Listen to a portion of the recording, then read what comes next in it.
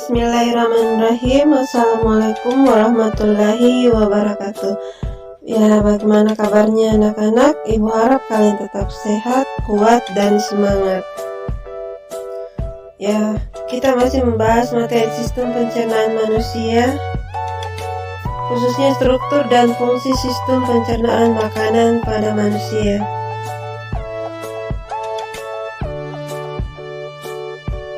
Ada tujuan pembelajarannya yang pertama, yaitu siswa dapat menjelaskan struktur dan fungsi sistem pencernaan makanan pada manusia. Yang kedua, siswa dapat menjelaskan organ pencernaan utama pada manusia.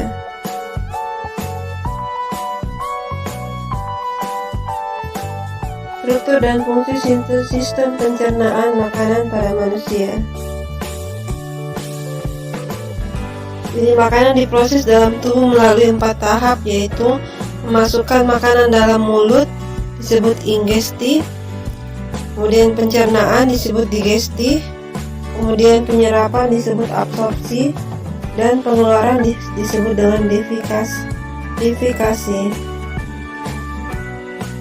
Jadi pencernaan adalah proses memecahkan makanan menjadi molekul kecil sehingga dapat diserap oleh tubuh melalui pembuluh darah.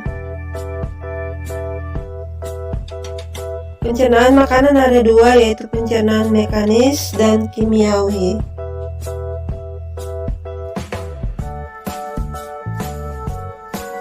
Ya, berikut gambar perbedaan pencernaan mekanis dengan kimiawi.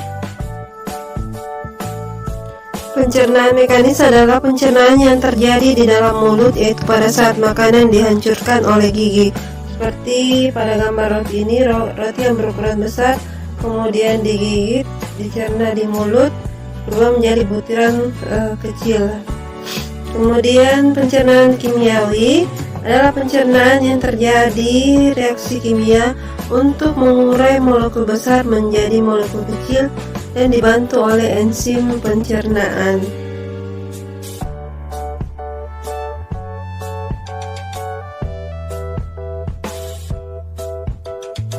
Ya, kita akan bahas organ pencernaan utama.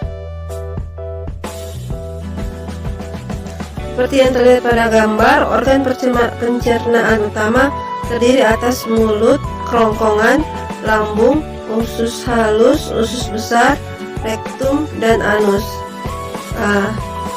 Dan organ pencernaan tambahan terdiri atas hati, kantung empedu, dan pankreas. Tapi kita akan sekarang membahas mengenai organ pencernaan utama.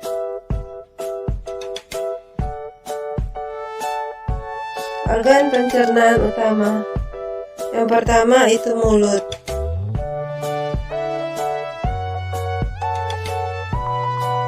Organ pencernaan utama berupa saluran pencernaan, yaitu seperti saluran yang dilalui makanan seperti mulut, kerongkongan, lambung, usus halus, usus besar, rektum, dan anus. Di dalam rongga mulut terjadi pencernaan makanan secara mekanis dan kimiawi. Gigi berfungsi menghancurkan makanan hingga halus. Gigi manusia ada 3 jenis, yaitu gigi seri untuk memotong makanan, taring untuk menyobek makanan, dan geraham untuk mengunyah makanan. Jumlah gigi pada anak-anak dan ada 20, sedangkan pada dewasa ada 32. Kemudian lidah berfungsi mengecap makanan dan membantu menelan makanan. Kelenjar ludah berfungsi menghasilkan 1,6 liter air ludah per hari dan menghasilkan enzim pitialin atau disebut dengan amilase. Enzim amilase berfungsi mengubah zat tepung amilosa menjadi gula atau maltosa.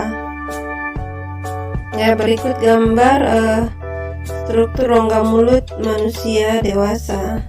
Terdapat bibir, langit-langit atas, terdapat nula, kemudian terdapat lidah, gigi geraham, gigi taring, dan gigi seri.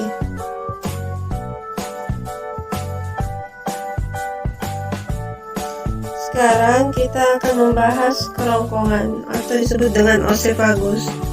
Kerongkongan atau oesophagus merupakan penghubung antara rongga mulut dengan lambung.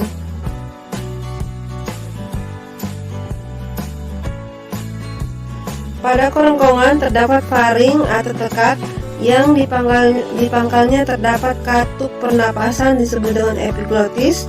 Epiglotis akan membuka apabila kita bernafas dan akan menutup apabila kita sedang makan.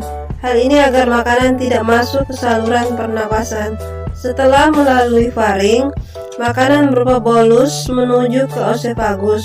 Otot oesophagus berkontraksi sehingga menimbulkan gerakan meremas dan mendorong bolus menuju ke lambung yang disebut dengan gerakan peristaltik.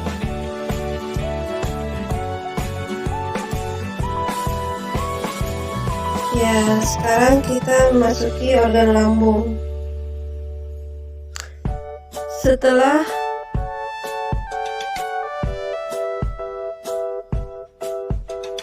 dari oesophagus, makanan menuju ke lambung. Di dalam lambung terjadi pencernaan mekanis, yaitu otot lambung berkontraksi mengaduk-aduk bolus, dan pencernaan kimiawi, yaitu bolus bercampur dengan getah lambung.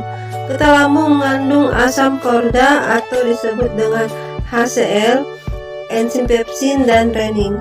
HCl berfungsi menjadikan ruang dalam lambung bersifat asam atau pH 1-3 sehingga dapat membunuh kuman yang ada pada makanan. Enzim pepsin akan memecah protein menjadi pepton campuran dari polipeptida dan asam amino. Enzim renin akan mengendapkan protein kasein dalam susu. Setelah 2-4 jam di lambung, bolus berubah menjadi bubur usus atau disebut dengan kimus. Selanjutnya kimus akan masuk perlahan-lahan ke usus 12 jari melalui sphincter. Sphincter adalah otot yang tersusun melingkar antara lambung dan usus 12 jari.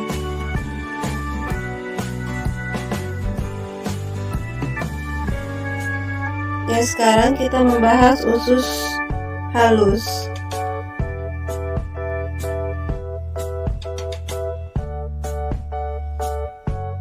Usus halus memiliki panjang sekitar 8,25 meter. Usus halus ada 3, yaitu usus 12 jari duodenum 0,25 meter, kemudian usus tengah jejunum dengan panjang 7 meter, dan usus penyerapan ileum dengan panjang 1 meter.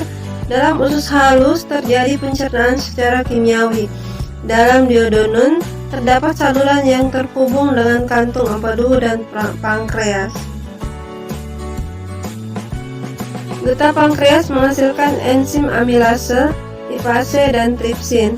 Amilase mencerna amilum menjadi maltosa, lipase mencerna lemak menjadi asam lemak dan gliserol.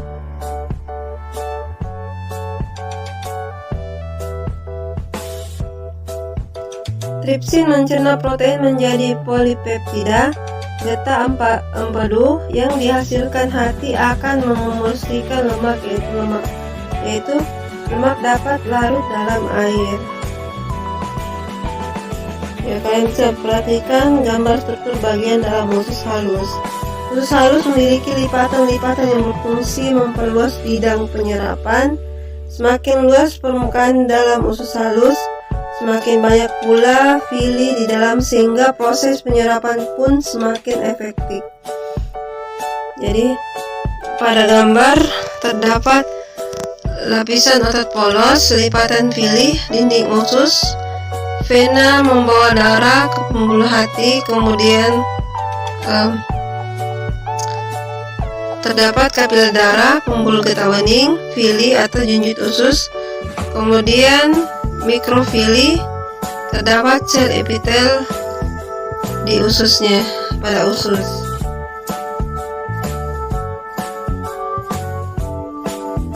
Sekarang kita akan membahas usus besar.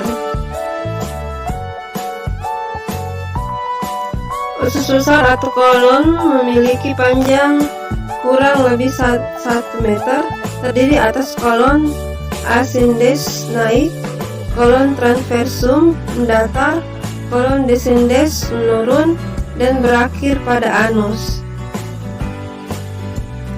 Di antara usus besar dan usus halus terdapat usus buntu yang disebut dengan sekum. Ujung sekum terdapat tonjolan kecil yang disebut dengan umbai cacing atau appendix yang berisi sel darah putih dan berperan sebagai imunitas. Zat makanan yang masuk ke usus besar merupakan sisa makanan yang tidak dicerna. Di dalam usus besar terdapat bakteri yang disebut dengan Escherichia coli yang membantu membusukkan sisa makanan. Bakteri Escherichia coli mampu membentuk vitamin K dan B12. Selanjutnya, sisa makanan dan gas berbau disebut dengan tinja feses akan dikeluarkan melalui anus. Ya, sekian dari materi yang Ibu sampaikan tadi. Semoga bisa bermanfaat untuk kalian semua. Ibu ucapkan banyak terima kasih. Wassalamualaikum warahmatullahi wabarakatuh.